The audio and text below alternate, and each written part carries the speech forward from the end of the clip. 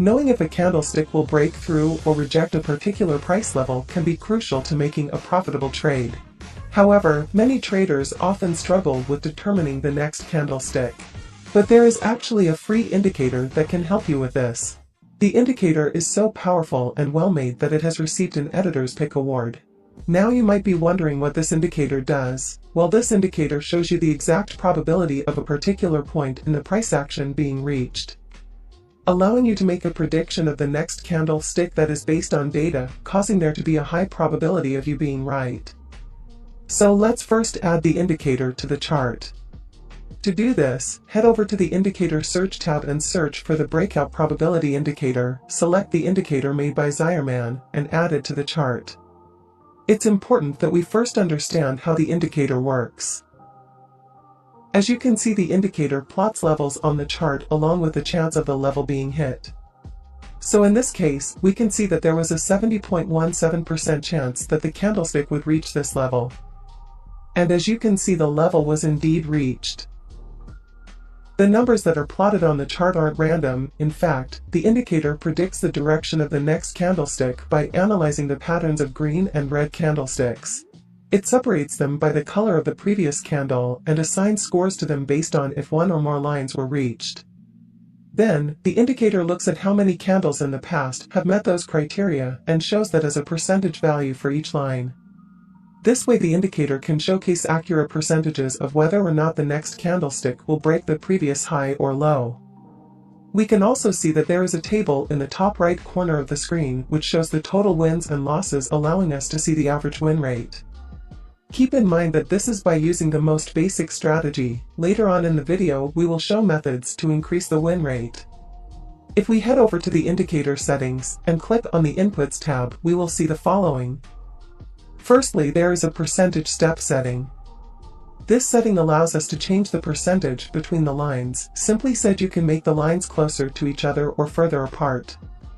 So making the step 0.5 for example will cause for closer lines to be plotted. It's important to keep in mind that when trading in lower volatility markets like the forex market, you will probably need to lower the step value. This is because an increase of 5% in one candlestick on a forex pair is very unlikely.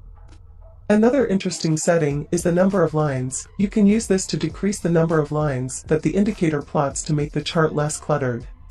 You can also disable or enable lines that have a less than a 0% chance of being hit. By default this is enabled.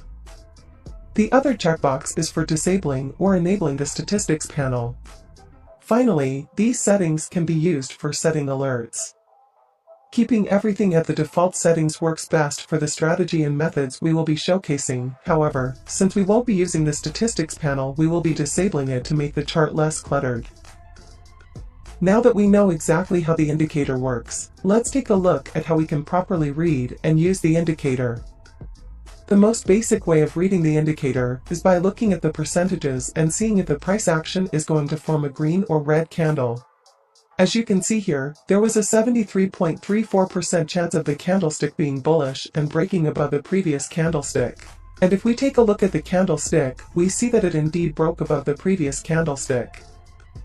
Even though this is the easiest way of using the indicator, I wouldn't recommend using it on its own with this method. In fact, there are a lot more profitable ways of using the indicator, so let's take a look at those. But before that, if you are looking for a crypto exchange that currently has some of the lowest fees when it comes to futures and spot trading and up to a $30,000 bonus, then check out the link in the description of the video to get access to all of these perks. For the second method, we will first take a look at the prediction of the next candlestick on a higher time frame. In this case, we are using the 4-hour time frame. As you can see, according to the indicator, there is a high likelihood of the next candlestick crossing below the previous candlestick. Keeping this in mind, we will switch to the 15-minute time frame.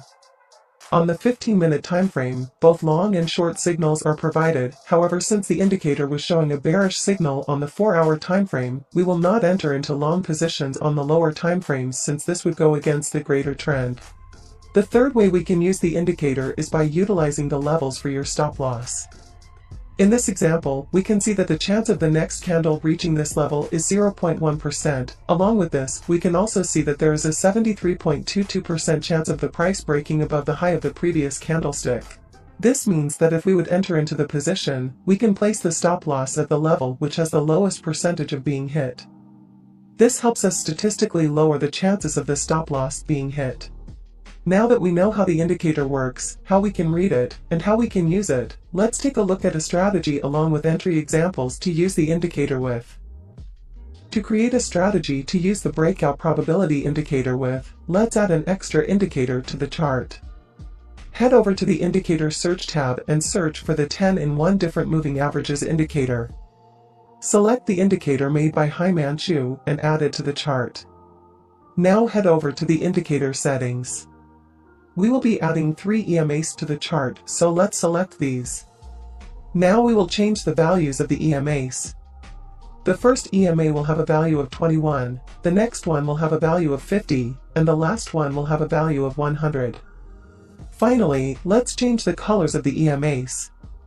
That was all that we needed to do. Now let's take a look at how we will be combining the indicators to enter into a position. First, we will look at the prediction made on the 4-hour time frame by the breakout probability indicator. Based on the probability of the next candlestick being lower or higher than the previous candlestick, we will choose a bias to have for the 15-minute time frame. Then we will switch to the 15-minute time frame. On the 15-minute time frame, we will be looking for signals provided by either the EMAs or the market structure. If the signals are congruent with the signal provided by the breakout probability indicator on the 4-hour time frame, we will enter into the position. Finally, we will be basing the stop loss and take profit on the values of the breakout probability indicator. Now that you know the steps we will be taking to enter into a position, let's go over some entry examples. We are currently looking at Bitcoin on the 4-hour time frame. As you can see, there was a downtrend playing out. However, we can see that the downtrend was broken because the price made a higher high instead of a lower high. We also see that the breakout probability indicator is showing us that there is over a 62% chance of the price breaking above the previous candlestick. This means that we will have a bullish bias. Now let's switch to the 15-minute time frame. On the 15-minute time frame, we can see that a pullback has occurred to the 100-period EMA. We also see that the price has started to reject the 100-period EMA. To confirm this, let's wait for the price to close above the 21-period EMA. As you can see, this occurs here. Now that we have confirmed the bullish rejection, let's enter into the position. It's a good idea to place the stop loss at a level that has an extremely low chance of being hit. However, as you can see here, the level is too far away, so instead, we will be placing the stop loss at the recent swing low. For the take profit, we will be targeting a 2 times risk to reward ratio. Now let's see how the trade plays out. Here we see that there was a downtrend playing out on the 4-hour time frame. However, after the price consolidated for a bit, the downtrend continued. Along with this, we also see that the breakout prediction indicator is showing us that there is a high chance of a bearish candlestick. Because of this, we will have a bearish bias on the 15-minute time frame. On the 15-minute time frame, we see that the price pulled back to the 100-period EMA and rejected it multiple times, making it a strong resistance point. We can see that a new pullback just occurred, so let's enter into the position once the candlestick closes below the 21-period EMA. This time the zone that is unlikely to be hit is close to the price action, making it a realistic stop loss point.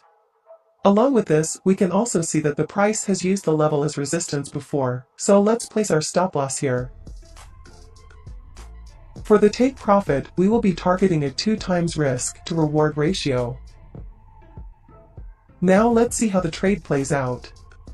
I hope you now better understand how the breakout probability indicator can be used, along with how you can integrate it into your own strategies.